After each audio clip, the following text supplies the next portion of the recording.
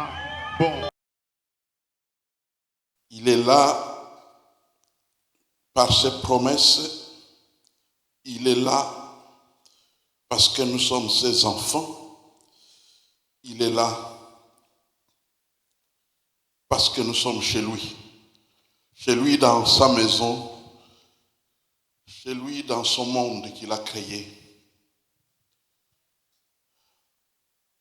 Il est le propriétaire de tout, qu'on en soit conscient ou pas. Gloire à Dieu.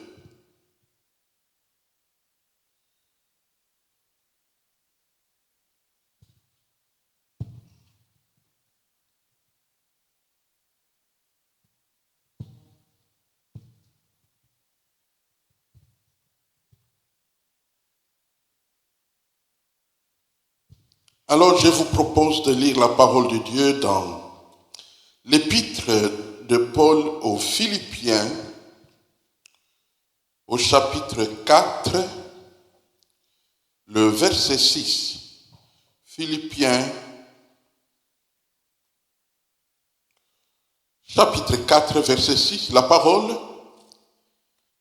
Ne vous inquiétez de rien, mais en toutes choses, faites connaître vos besoins à Dieu par des prières et des supplications avec des actions de grâce. Et nous pouvons ajouter une autre parole. C'est dans 1 Thessaloniciens, chapitre 5, le verset 17. C'est une courte parole bien connue. Priez sans cesse. Priez sans cesse.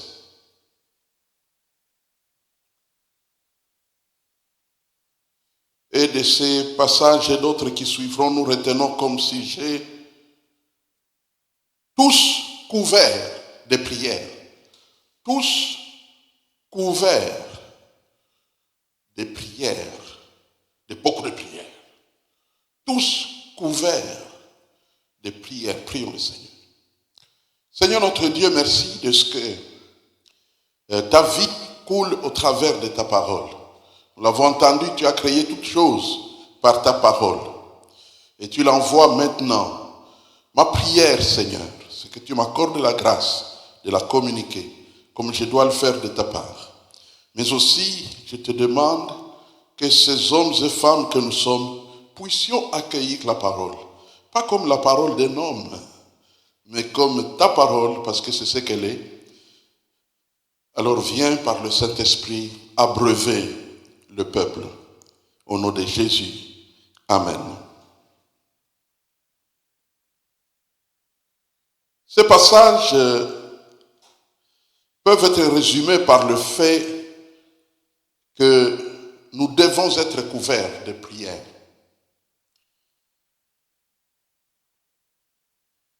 Nous devons être couverts. Couvre-toi de prières. Comme pendant l'hiver, tu te couvres des manteaux.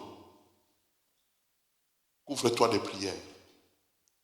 Quand on ne se couvre pas de manteaux en plein hiver, on risque de tomber malade.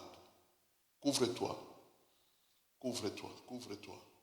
Quand le Covid est arrivé, il fallait se couvrir même de masques. Couvre-toi de prières. Ne sois pas à découvert. C'est dangereux. La vie chrétienne que Dieu nous a donnée ne se mène pas comme on veut. Elle se mène en étant prudent. En étant prudent. En se couvrant de prières. C'est ce que nous allons voir par quelques vérités, comme nous venons de les lire et que nous allons encore les lire. Dans Actes chapitre 2, verset 42. Actes chapitre 2, le verset 42.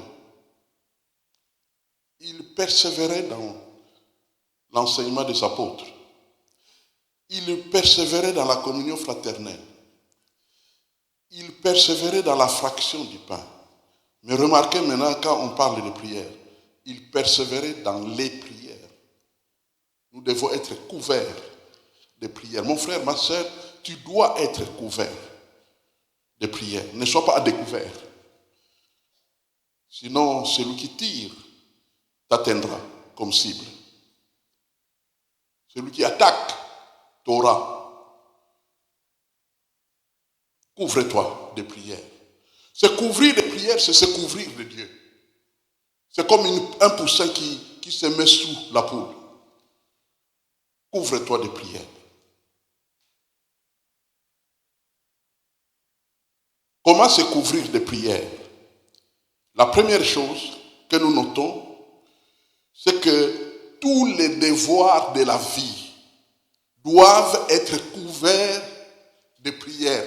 Tous nos devoirs de vie doivent être accomplis sous l'empire de toutes les prières qui nous couvrent.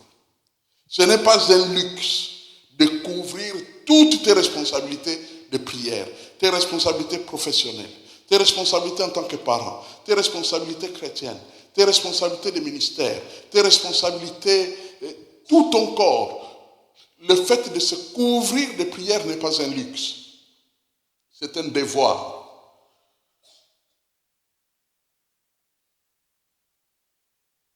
Je l'ai dit, n'est-ce pas, par 1 Thessaloniciens 5, 17.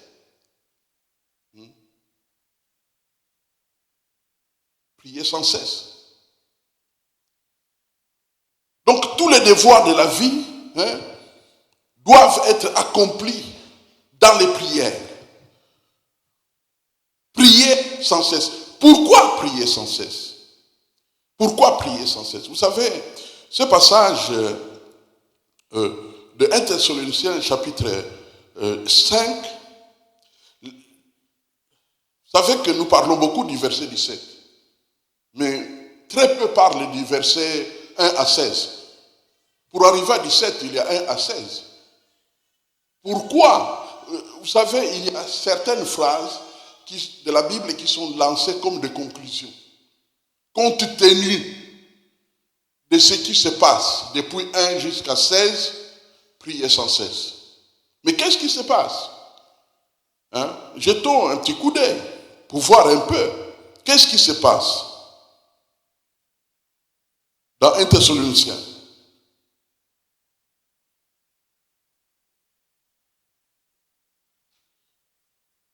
Dans 1 Thessaloniciens, au verset 2, on nous dit nous devons prier sans cesse, car le jour du Seigneur viendra comme un voleur. Le jour du Seigneur viendra comme un voleur. En d'autres termes, là où nous sommes, nous pouvons à tout moment voir les cieux s'ouvrir et le Seigneur descendre. Et tout s'arrête. Les gouvernements s'arrêtent. Les commerces s'arrêtent. Les repentances s'arrêtent. Tout s'arrête. C'est ça, le jour du Seigneur.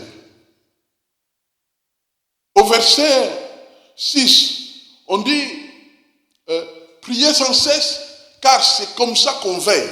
Nous pouvons prendre ça, n'est-ce pas? Le verset 6. Ne dormons donc point comme les autres, mais veillons.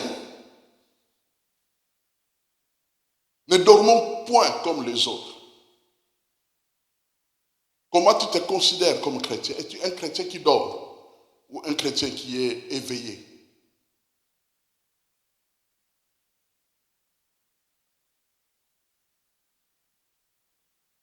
Dans le verset 11, on nous dit d'exhorter les frères. Si nous prions sans cesse, nous aurons des paroles pour exhorter les frères. Pour exhorter. Frère, tu n'iras pas trouver les paroles pour exhorter les frères à une faculté de théologie. C'est dans la prière. Quand tu pries, la parole s'enrichit. Et quand la parole s'enrichit, tu peux exhorter les frères que Dieu met sur ton chemin. Tu rencontreras des hommes et des femmes qui portent des fardeaux. Quand on va plus loin, dans le verset 11, qu'est-ce qu'on nous dit là? Le verset 11. Qu'est-ce qu'on nous dit dans le verset 11? C'est pourquoi exhortez-vous réciproquement Et édifiez-vous les uns les autres comme en réalité vous le faites. Eux le faisaient, mais nous devons aussi le faire.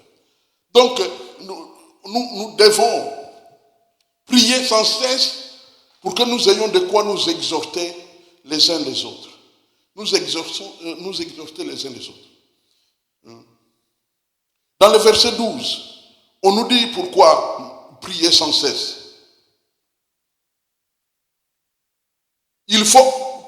Nous prions sans cesse pour que nous ayons et que nous gardions la considération pour ceux qui travaillent parmi vous, c'est-à-dire vos dirigeants chrétiens, pour que vous ne puissiez pas perdre l'estime des serviteurs de Dieu que Dieu a placés devant vous. Vous devrez rester tout le temps dans la prière, car le diable sait ce qu'il doit faire. S'il veut vous détruire spirituellement, il doit vous déconnecter de vos responsables spirituels.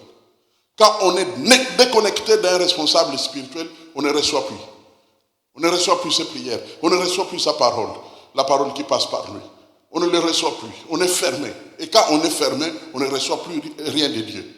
L'église n'est plus importante pour toi. D'office. Tu es déconnecté. Nous devons prier sans cesse pour que nous ayons de la considération, pour que nous protégions la considération. Mais pourquoi protéger la considération pour les serviteurs de Dieu?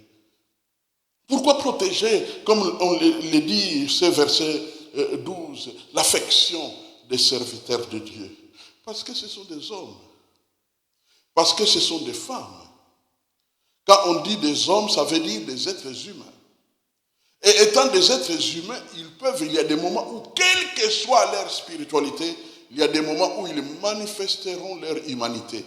D'une manière ou d'une autre. D'une manière ou d'une autre. Je vous ai déjà donné beaucoup de témoignages. J'aurais pu donner les miens. Beaucoup d'autres témoignages de moi-même. Mais je peux vous donner des témoignages des autres pour ne pas vous rendre distrait. Un jour, j'étais avec un pasteur, un grand homme de Dieu de l'Afrique. Ce n'est même pas d'un pays, mais de l'Afrique. Nous avions un projet et on s'est retrouvés ensemble. On est allé au restaurant pour manger. Et comme c'était un restaurant des étudiants à l'université, les étudiants souvent sont turbulents et certains étaient pressés pour leurs devoirs, pour leurs cours. Alors ils volaient les places dans le rang. Et quand on a volé sa place, il a commencé à parler. Pourquoi tu fais ça? Pourquoi tu sais? Mais alors, qu'est-ce que maintenant tu veux faire? Et il y avait vraiment un tremblement de terre là entre un étudiant et les grands serviteurs de Dieu. C'est facile de perdre de l'estime. Quand tu regardes, mais comment il n'a pas de maîtrise de soi? N'a-t-il pas de maturité? Tu peux te poser 1001 questions. Mais quand tu es couvert de prières, ce genre de considération n'arrive pas. Parce que tu sais très très bien comment Dieu dirige les choses. Tu n'es pas surpris qu'il y ait une faute chez un serviteur de Dieu. À cause de cela, nous devons prier sans cesse pour que, couverts de prières, nous puissions conserver l'affection et la considération pour ceux qui travaillent parmi nous, dit la Bible. Ça, c'est le verset 12 qui le dit. Et si nous descendons au verset 14, pourquoi nous devons prier sans cesse? Là encore, nous devons prier sans cesse. Pourquoi? Pour avertir ceux qui vivent dans le désordre, pour consoler ceux qui sont abattus, pour supporter le faible, pour user de patience envers tous, prier sans cesse. Toutes les responsabilités sont gardées, sont accomplies, n'est-ce pas, à l'intérieur de la nécessité d'être couvert de prières. La deuxième leçon que nous apprenons dans cette responsabilité d'être couvert de prières, mes bien-aimés, deuxièmement, tous les soucis sont couverts, doivent être couverts de prières. Tous les soucis de ta vie, c'est-à-dire tous les ça ne va pas, c'est-à-dire tous les pas encore, c'est-à-dire tout ce qui te dérange, doivent être couverts de prières. Et là, c'est 1 Pierre, lisons 1 Pierre. Que dit l'Écriture? Dans 1 Pierre.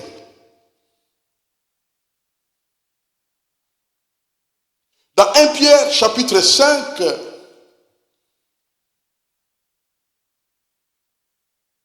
la Bible dit,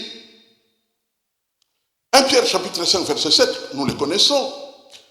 Et déchargez-vous sur lui de tous vos soucis, car lui-même prend soin de vous. Et déchargez-vous sur lui de tous vos soucis. Les soucis, ça ne se confesse pas. Les soucis, ça ne s'exprime. Ah, je suis un homme, je souffre, et ainsi de suite. Et la bouche parle des soucis. Ce n'est pas ce que la Bible dit. Déchargez-vous sur lui. Quand un souci a été déchargé sur Jésus, on ne peut plus en parler. On ne peut plus le confesser. On ne peut plus le manifester. On n'aura plus une attitude de ces soucis-là. Pourquoi? Parce que c'est un souci qui a été transféré. On est dans un contexte où tous les soucis, et déchargez-vous sur lui de tous vos soucis. Pas quelques-uns de vos soucis, mais tous les soucis. Tous les soucis. Il faut se décharger sur lui.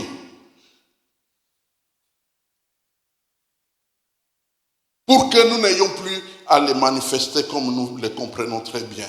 Et déchargez-vous sur lui de tous vos soucis. Comment se décharger sur lui de tous nos soucis? Par des incessantes prières. En face de des procès. Vous savez que nous vivons une époque où vous pouvez à tout moment aller au tribunal. On peut vous mener au tribunal. Lorsque nous étions en train de perdre le temple, j'ai été mené au tribunal 5 fois. 5 fois. J'ai fait face au juge. J'ai fait face à la condamnation. J'ai fait face.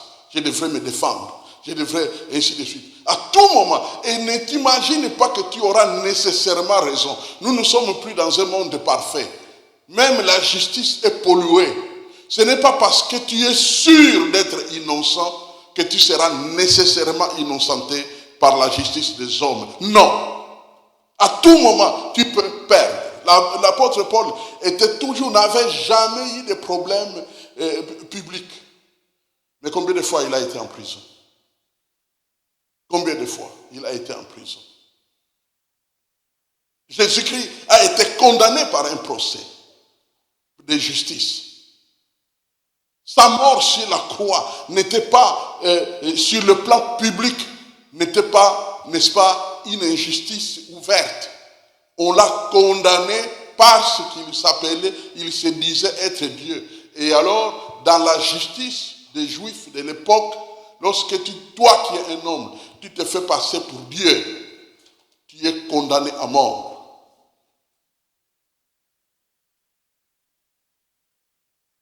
À cause de cela, tu dois être couvert de prières pour que Dieu soit le chef de tes procès, l'avocat de tes procès. Quand un jour tu dois comparaître devant une justice, tu es avec Dieu, tu es couvert de Dieu. Tu es comme je n'oublierai jamais une prison à laquelle j'avais échappé. Une fille voulait se réconcilier avec sa mère. Elle lui a dit, maman, envoie les négros à la prison. Si tu l'envoies à la prison, nous nous réconcilions. Et donc maman devrait mentir sur les négros que j'étais pour qu'on m'envoie en prison et eux se réconcilient. C'est comme ça que ça se passe sur cette terre. Et si tu n'es pas couvert de prières, Dieu ne peut pas te défendre. Tu es à découvert. Ils peuvent t'atteindre. C'est la raison pour laquelle ceux qui appartiennent à Dieu se protègent de tout ce qui se raconte.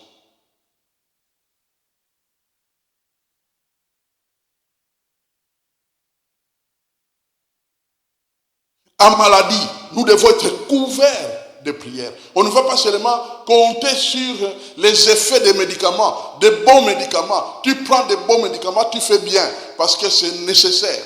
Tu prends des bons médicaments, mais tu ne vas pas dépendre uniquement des bons effets des bons médicaments. Ta maladie doit être noyée dans des prières incessantes.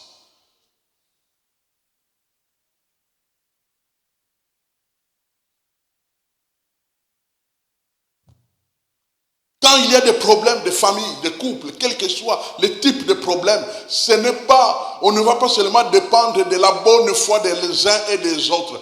Tout cela doit être noyé et couvert dans des prières. Pour que Dieu, qui contrôle les cœurs et les reins, travaille. Bien-aimés, les attaques, les méchancetés, la résistance, tous les moyens que les hommes utilisent sont inefficaces par rapport aux prières. Les prières sont puissantes, capables de transformer l'homme.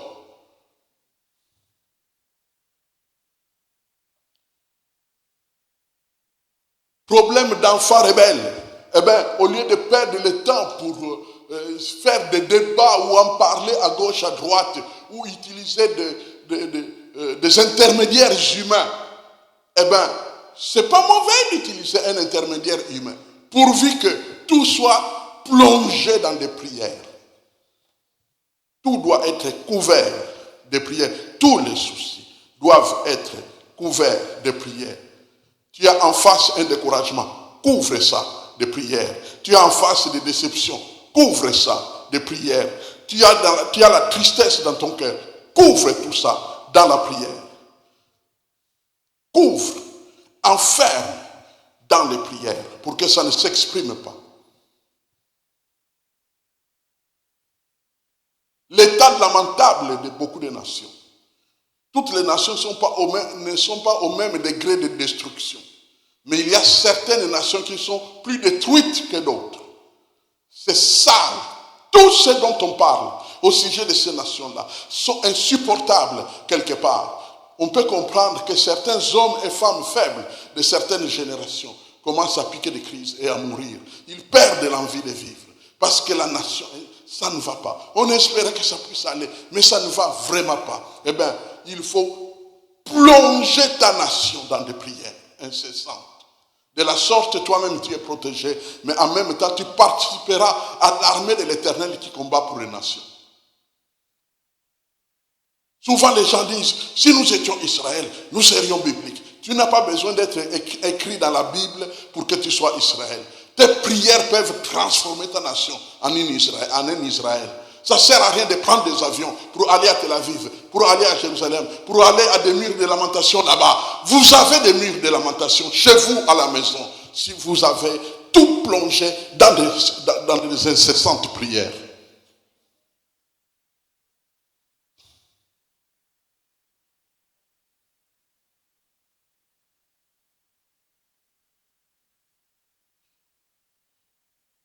Quand nos mauvaises situations se manifestent, ça veut dire que nous ne les avons pas plongées dans des prières. Se manifeste par notre langage, se manifeste par nos mauvais choix, se manifeste par nos mauvais comportements. Ça veut dire lack of prayers, manque de prière, manque de prière. Quand tu rencontres quelqu'un, tu lui poses la question, comment ça va? Non, ça ne va vraiment pas. Regarde la situation, regarde la situation, regarde la situation. Dis-lui, parce que tu n'as pas couvert ça de prière. Quand tu couvres, tu noies tout dans les prières. Le cœur n'a plus besoin de parler. Pourquoi? Parce qu'il reçoit la paix.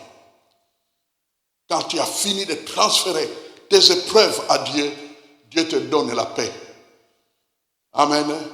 C'est comme ça que Dieu travaille. C'est comme ça que Dieu travaille.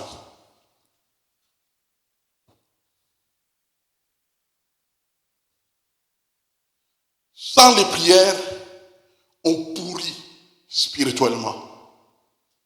Quand on ne prie pas, on pourrit. On sent mauvais spirituellement parlant.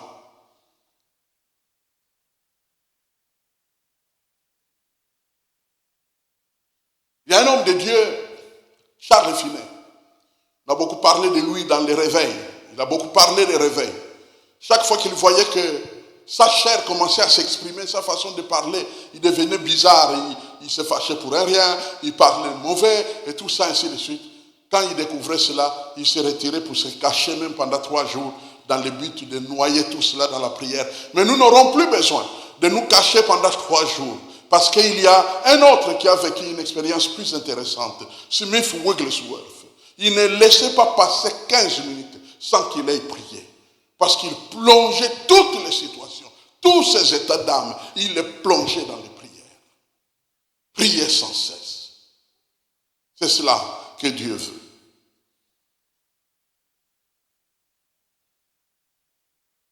Une vie chrétienne vécue sans les prières mène au légalisme. Quand tu vis ta vie de vie chrétienne sans les prières, ça mène au légalisme. C'est quoi mener au légalisme? On se soumet à Dieu comme se soumettait à un règlement d'ordre intérieur. Vous savez, quand on était dans les internats, il y avait des listes de règlements. Tu ne peux pas sortir après une certaine heure. Tu ne peux pas faire ceci ou cela. Quand on a demandé d'éteindre les lampes, tu dois éteindre tes lampes. Et ainsi de suite. Eh bien, quand tu mènes une vie chrétienne sans prière, eh bien, ça te mène au légalisme. Donc, tu vis maintenant des lois. Et le pire dans tout ça, c'est que tu es lié aux lois toi-même, mais aussi tu lis les autres aux lois. Tu vas de jugement en jugement sur les autres.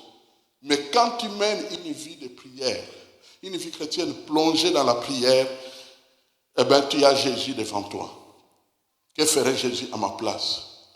Il y a des cantiques qui montent dans ton cœur. Dieu te protège.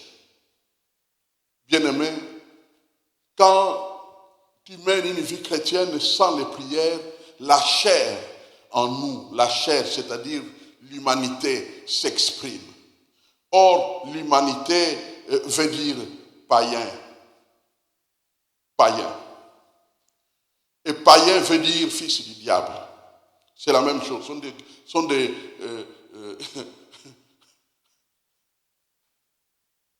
Ce sont des mots qui se ressemblent tout à fait, des synonymes. La chair égale païen égale fils du diable. Et c'est très dangereux d'être enfant de Dieu tout en étant aussi enfant du diable. C'est très très dangereux. Le diable va t'attaquer avec succès. Une vie chrétienne dépourvue de puissance lorsque tu ne pries pas. Lorsque tu mènes une vie chrétienne sans prière, eh bien, c'est une vie dépourvue de puissance. Dans le temps de la fin où nous nous trouvons, mes frères et sœurs, la lumière spirituelle a atteint un haut niveau. Si tu n'es pas né de nouveau, ça se sait. Ça va se savoir. Si quelqu'un n'est pas né de nouveau, on le sait, on le voit. Parce que tu n'as nulle part où puiser un comportement, où puiser un changement. On est une nouvelle créature que quand on est en Christ. Quand on n'est pas en Christ, on est une vieille créature. Et tous les langages, tous les comportements, tout ce qu'on est, nous avons atteint un niveau où la vie spirituelle a atteint un niveau. Pourquoi? Parce que c'est le temps de la fin. La lumière a augmenté. Il y a une clarté.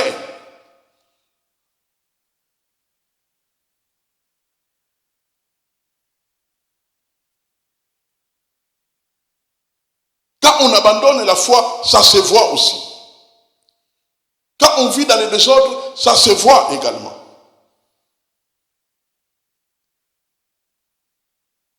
C'est pourquoi, quand Dieu te donne une église, il t'a fait le plus grand bien. Je vous dis la vérité. Vous savez, j'ai découvert qu'il y a des gens qui agissent de deux manières. La première manière, ils considèrent qu'on peut changer d'église à tout moment. Quand déjà tu peux penser à ça, cela veut dire que tu n'as pas atteint la maturité. Parce que quand tu atteins la maturité, une des choses que tu découvres, c'est que l'église, c'est une grâce que Dieu te fait. Dieu te donne l'église. Et la deuxième chose, tu négliges dans la manière de consommer l'église. Tu es sélectif. Tu es sélectif comme mangeant à un banquet où beaucoup de choses ne te plaisent pas. Vous avez déjà découvert quand on met tous ces, si c'est chef indiche, si c'est quoi, comment vous appelez ça? Quand on a mis tous les repas là, et tu arrives, tu regardes, tu passes, tu regardes, tu passes, tu regardes, tu passes, tu es sélectif. Et puis tu prends ce qui te plaît, et ainsi de suite. Il y a des gens qui consomment l'église de cette manière-là. Tu ne peux pas quand Dieu te donne. Ce que Dieu te donne est précieux. faut en profiter au maximum. Prenez les principes de vos leaders, leur discipline, leur doctrine, tout ce que Dieu leur donne, leur révèle. Ce sont des équipements précieux, précieux. Tu ne les trouveras pas partout. Mon frère, ma soeur, tu ne peux pas t'imaginer que si tu tapes YouTube, il suffit de trouver un sujet et tu es édifié. Ça ne se passe pas comme ça. Ça ne se passe pas comme ça. Tu peux être charnellement intéressé par un sujet qui est exposé sur YouTube, mais pas la nourriture qui vient de Dieu. Parce que Dieu t'a placé, quand il te sauve, il te place dans une église pour qu'on prenne soin de toi. Les paroles qui viennent de ton église, ce sont des soins que Dieu prodigue sur ton âme. C'est là t'es destiné. Ce qui se trouve dans YouTube, ça a été dit aux Américains. Ça ne te concerne pas nécessairement. Mais ce qui est dans ton église, ça s'adresse à toi. Ça te bénit. Il est vrai qu'il existe des paroles que Dieu peut utiliser sur le plan de ce qu'on appelle le corps de Christ. Mais avons-nous toujours le discernement pour savoir que cette parole qui ne vient pas de l'Église s'adresse au corps de Christ? Ça demande un certain discernement. Et à l'intérieur des paroles, il y a des pièges. Quelque part, j'ai entendu un homme de Dieu a dit, voici, il donnait des principes, comment Dieu élève les gens. Alors, l'un des principes qu'il donne, il dit, quand Dieu veut t'élever, il fait commettre des fautes à tes leaders. Et tu prends ça comme principe. Les jours où il y a des problèmes à l'église, tu considères ça comme Dieu t'élève. Tu vas avec Satan. Ça n'a rien à voir avec un principe biblique.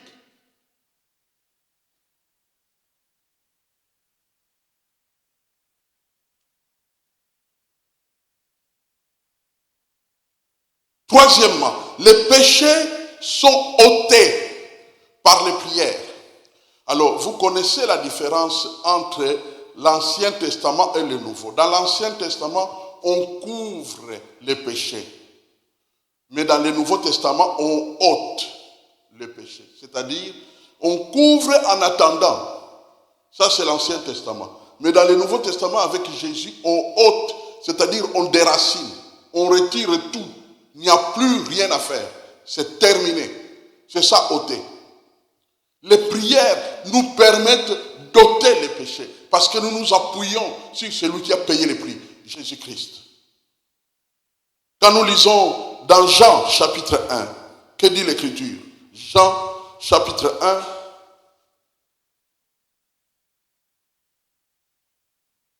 Jean chapitre 1. Le verset 29 nous dit ceci.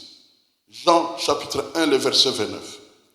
Le lendemain, Jean-Baptiste vit Jésus venant à lui et il dit, voici l'agneau de Dieu qui ôte le péché du monde. Alléluia. Qui ôte. Voici l'agneau de Dieu qui ôte. Mes frères et sœurs, par nos prières, les péchés sont ôtés. Les péchés sont ôtés. Jean-Baptiste a présenté Jésus non comme son cousin, mais comme l'agneau de Dieu qui ôte le péché du monde. Donc, la repentance, mes frères et sœurs, n'est pas un poème. La repentance, mes frères et sœurs, ce ne sont pas des pleurs, ou encore se déshabiller aux réseaux sociaux pour que les méchants qui sont aux réseaux sociaux puissent t'achever. C'est pas ça la repentance. Tu n'iras pas aux réseaux sociaux pour aller te repentir comme au confessionnal. C'est ridicule et idiot. Je ferme la parenthèse. Je m'excuse d'utiliser le terme idiot. Je l'emploie sur le plan psychologique, c'est-à-dire un manque de sagesse, un manque d'intelligence. Imprudence absolue. Tu n'iras pas devant toute la terre pour aller dire que tu as péché. Ça n'a aucun sens. Tu t'adresses à qui alors?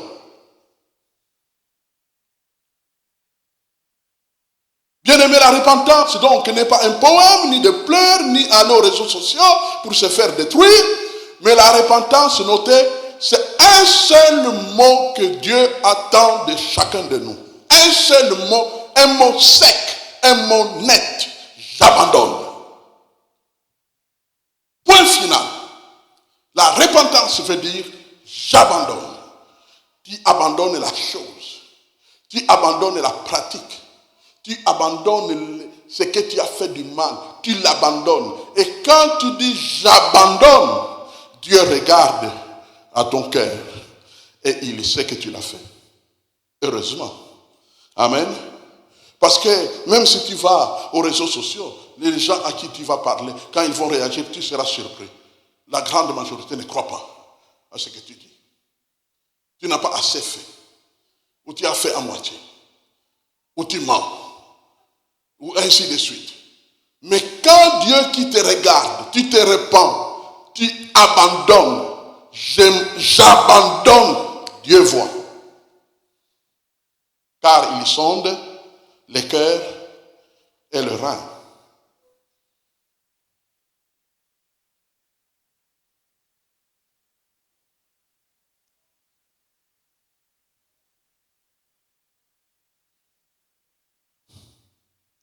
Comment vaincre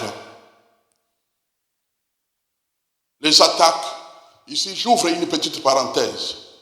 Parfois, c'est bon d'être pratique. Comment vaincre les attaques dirigées contre toi ou les tiens dans les réseaux sociaux? Comment vaincre les attaques?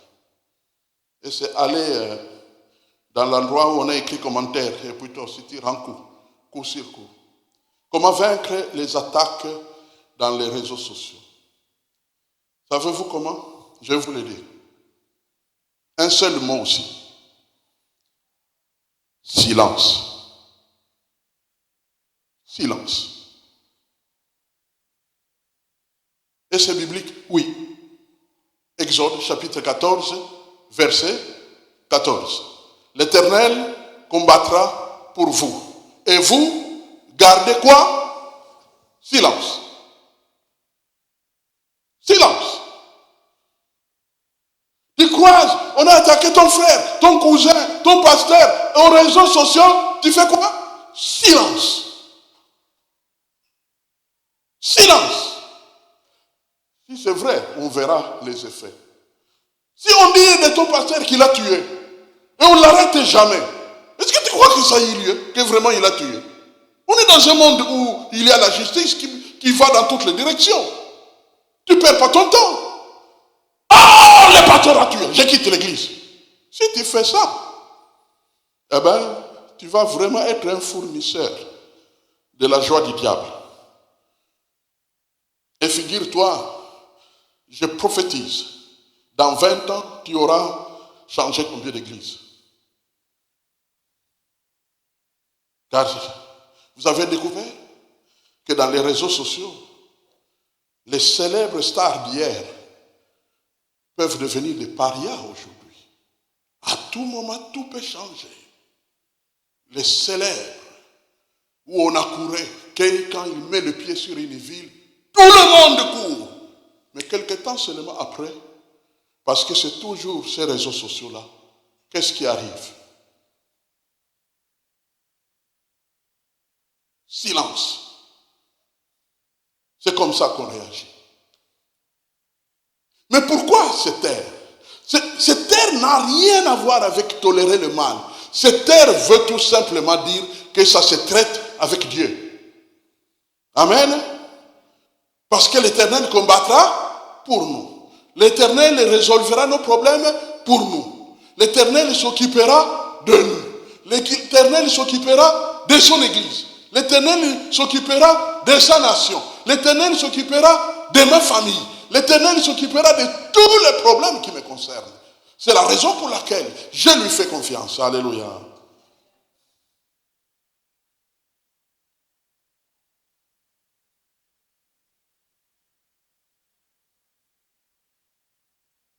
J'abandonne.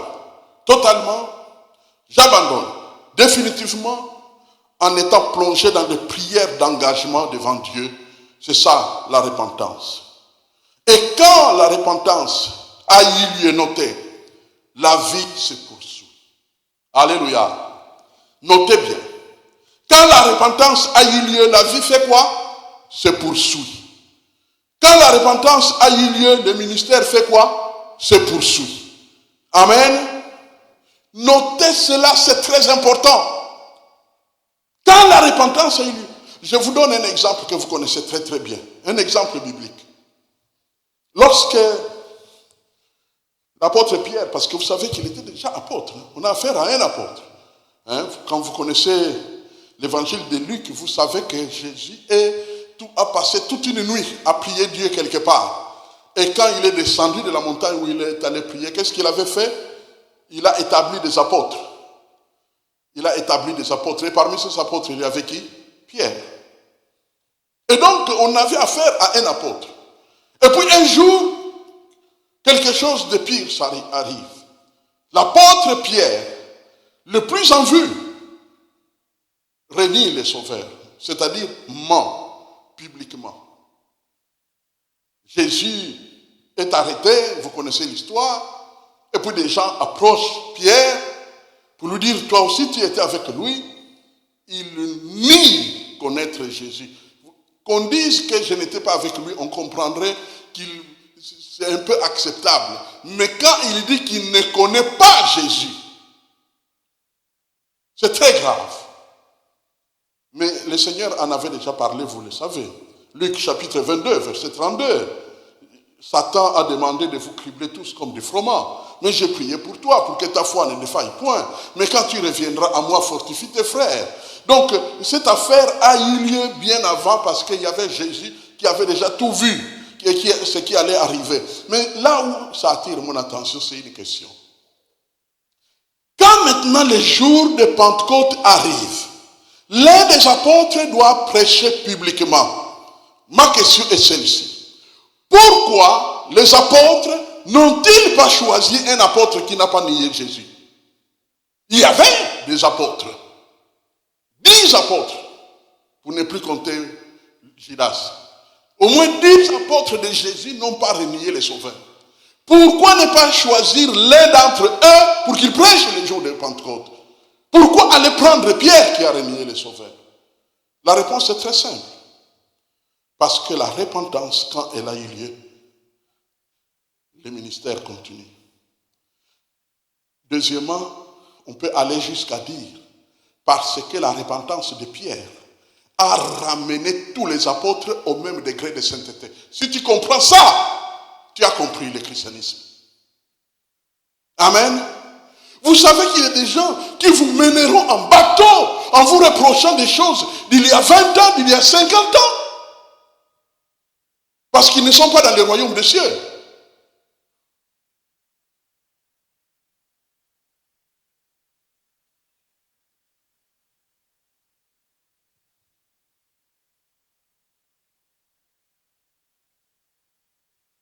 Quatrième chose, je m'arrêterai là. Pourquoi devons-nous être couverts de prières? Parce que les prières nous protègent. C'est aussi simple que ça. Parce que les prières nous protègent. Notez, la prière détruit les plans de Satan. La prière détruit les plans des sorciers. La prière détruit les plans des assassins selon leur catégorie. Vous savez qu'il y a beaucoup d'assassins sur la terre qui peuvent te donner la mort. Beaucoup d'assassins. Un homme est venu un jour chez moi à la maison. Et moi, j'ai regardé la télévision. Et il est venu derrière. Et il a tenu ma tête. Tourné comme ça. Heureusement, j'ai un coup un peu résistant. Vous savez que quand on te fait ça, tu meurs sur le coup. Mais il ne portait pas un chapeau sur lequel on a écrit assassin.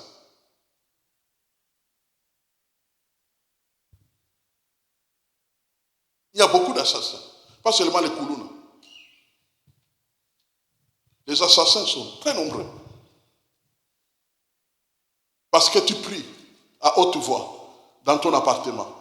Tu peux te fabriquer un assassin dans le quartier. Parce qu'on te voit chaque dimanche sortir de chez toi en train de chanter. Il y a des gens qui sont attentifs. Et tu peux te fabriquer des assassins. Il y a des politiciens qui sont des assassins, de vrais assassins. Quand tu mets la barrière sur leur pouvoir, ils te tuent. Ce sont des assassins. Je ne veux pas dire que tous les politiciens sont des assassins, mais parmi eux, il y a beaucoup d'assassins.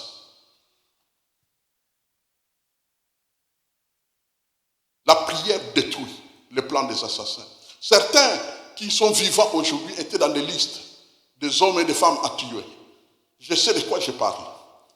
Ils devraient mourir. Ils étaient dans des listes d'élimination physique. Mais pourquoi ça ne s'est pas accompli? Parce qu'il y a un Dieu. Quand on s'attache à lui, il envoie la protection.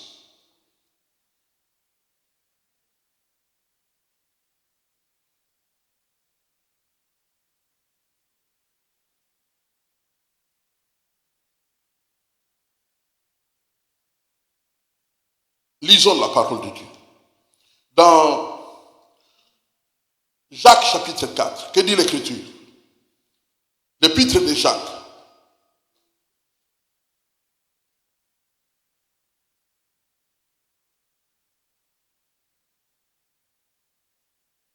Dans Jacques chapitre 4, les versets 7 et 8 disent ceci. Soumettez-vous donc à Dieu, résistez au diable et il fuira loin de vous. Approchez-vous de Dieu et il s'approchera de vous. Nettoyez vos mains, pécheurs, purifiez vos cœurs, hommes irrésolus. Mes frères et sœurs, je pose une seule question ici. Comment se soumettre à Dieu? Comment purifier nos cœurs? Comment purifier nos mains? Comment s'approcher de Dieu? Tout ça, une seule réponse, en se couvrant de beaucoup de prières. C'est à l'intérieur des prières qu'on approche Dieu. C'est à l'intérieur des prières qu'on lave les mains. C'est à l'intérieur des prières qu'on fait fuir le diable.